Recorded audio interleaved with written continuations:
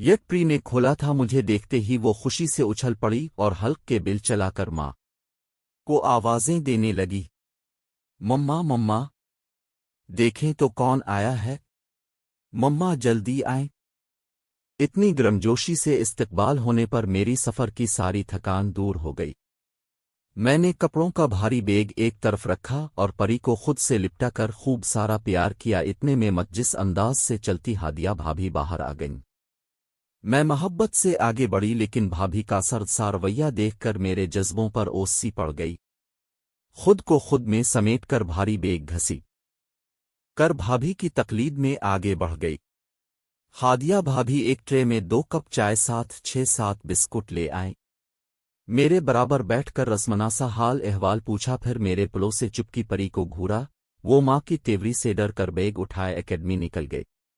मुझे थकान थी और नींद का गलबा, सोने के लिए मुनासिब जगह दरकार थी, मगर ये पूछना कि मैं किस कमरे में सोने जाऊं, उस वक्त दुनिया का मुश्किल तरीन काम लग रहा था। भाभी उठकर किचन में गईं तो मैं उधर सोफे पर ही विराजमान हो गई। अगली सुबह अजीब हंगामा खेजी थी। किचन से उठा पटक की आवाजें तो कभी भाई भाभी की नोक झोंक में हैरान थी कि सुबह सुबह ही माहौल से बदमजा हो गया है। मैं सब कुछ कमरे में बैठी सुन रही थी। न जाने क्यों बाहर निकलते हुए खौफ सा महसूस हो रहा था। फिर ऐसा किया हुआ जो भैया ने परी को थप्पड़ जड़ दिया और वो करंट खा के बाहर को भागी। परी को जाके अपनी बाहों में समेटा, लेकिन हादिया भाभी तनफन करती आईं। परी को मेरी गिरफ्त से आजाद किया, खींच कर दोबारा भैया के सामने ला खड़ा किया और खुद भी इस पर चिल्लाना शुरू हुई, कहाँ से आएंगे पैसे, ये तुम्हारा बाप अब किया डाके डाले, कुछ रहम करो अपने बाप पर और जबान का चस्का थोड़ा कम करो। शायद परी ने स्कूल जाने के लिए पैसे मांगे थे। मैं बात समझ के आगे बढ़ी, उसे साथ लगा और फिर कमरे से पैसे ला कर दिए जो इसने बिलाहिलो हुज्जत ले लिए। भैया भाभी भी खामोश रहे, लेकिन भैया के चेहरे की नागवारी देख कर मैं वापस कमरे में चली गई। आवर 2 घंटे बाद भाभी की पक्कार पर बाहर आई। सामने टेबल पर सूखा सा पराठा और फ्राई अंडा मेरा मुंतजिर था। मैं नाश्ता करने बैठ गई। भाभी फूले मुंह के साथ अपने कामों में लगी रहीं और मेरा वो सारा दिन भाभी की सरगर्मियां मिलाखित्ता करते गुजरा। जो बर्तन आराम से रखा और उठाया जा सकता था वो पटखा जाता। कैबिनेट के दरवाजे जोर जोर से मार कर न जाने वो क्या गुस्सा निकाल रही थीं। मैंने काम में हाथ बटाने के लिए पेशकदमी की तो भाभी ने साफ मना कर दिया। मामा, ये क्या आपने दाल रोटी बना ली? रात के खाने पर परी मुंह बिसोर के बैठ गई। चुपचाप खाओ, भाभी ने धाड़कर कहा, लेकिन परी दब करने की बजाय बिफर गई।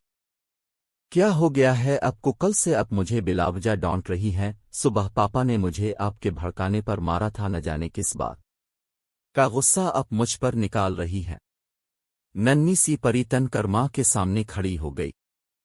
पहले तो हमारे घर कभी दाल नहीं बनी, रोज गोश्त सब्जी गोश्त बनता है। जब भी पापा का दाल का दिल हो तो अब गोश्त डाल के हलीम बनाती है, और फिर जब बाकी मेहमान आते तब तो कभी दाल नहीं बनी। बस भाभी ने धाड़कर एक थप्पड़ उसे जड़ा तो परी बिल खाकर कुर्सी से टकरा गई। इतनी हिम्मत तुम्हारी कि तुम बालिश्त भर की लड़की मुझे सिखाने पढ़ाने लगिन। मैं मुजरिमों की तरह सर झुकाए खड़ी रही, न परी को गिले लगाया न भाभी को मना किया। मुझे लगा कि ये जो कुछ हो रहा है ये सब मेरी वजह से हो रहा है। वो रात भाभी ने परी को अपने पास ही सिलाया और मैंने रात ही अपना बैग दोबारा पैक कर लिया। ट्रेन चल पड़ी और मेरे ज़हन की सरजमीन पर भी सोचों की ट्रेन चलने लगी। भूखे बसरे माजी की कुछ झलकियां स्क्रीन पर रोशन हुईं। उफ, जितनी महंगाई है जान के लाले पड़ रहे हैं। ऐसे में तो किसी को एक कप चाय पिलाना भी दुश्वार हो गया है। कुलसूम फूफो ने उम्मी की कड़वी बात को हल्क से उतार कर चाय का घूंट भरा। में सख्त बदमजा हुई। जब से कुलसूम फूफो आई थी उम्मी सुबह सुबह ही महंगाई नामा खोल के बैठ जाती और फिर सुबह से शाम हो जाती उम्मी को दुखड़े सुनाते सुनाते। जुमेरात को जो सूजी का हलवा और सब्जी का पुलाव बनता था कुलसूम फूफो की आमद से बंद हो गया। ہفتے میں 2-3 بار صبح ناشتہ، کبھی پراٹھے کبھی انڈوں کا حلوہ دیسی گھی سے بنا پراٹھا، اس سب کی جگہ سوکھے پراٹھے اور رات کا بچا سالن۔ غرض ہمارے گھر کا تمام مینیو بدل گیا، اور ساتھ ساتھ سارا دن جو کچھ پھوپھو کو سنایا جاتا، وہ جو مہینہ بھر رہنے آئی تھی 5-6 دن بعد ہی رخصت ہو گئیں۔ پھوپھو کے جاتے ہی گھر کی فضا خوشگوار ہو گئی۔ امی جان کا لہجہ پھر سے مٹھاس بھرا، وہی پکوان وہی خوشبو، نہ مہنگائی کا رونا نہ کاموں کی تھکن کا کیڑا۔ وہ وقت کب کا گزر گیا۔ امی ابو اور پھوپھو اپنے اصلی گھروں میں چلے گئے۔ ٹرین میری منزل تک پہنچ گئی اور مجھے پتہ بھی نہ چلا۔ باجی کہاں گم ہیں آپ کا؟ اسٹیشن آ گیا۔ ساتھ بیٹھی عورت نے مجھے جھنجھوڑا، میں نے بھیگا چہرہ صاف کیا اور اپنا سامان اٹھا کر نیچے آئی۔ اس سارے سفر سے ایک بات واضح ہو گئی کہ کبھی کبھی آپ کی غلطیوں کی سزا آپ کے پیاروں کو بھگتنی پڑتی ہے۔ میں نے ایک بار پھر آنکھیں رگڑی، تھکان سے میرا برا حال تھا۔ اپنے ماں باپ کی بوئی فصل میں کاٹ کے آئی تھی۔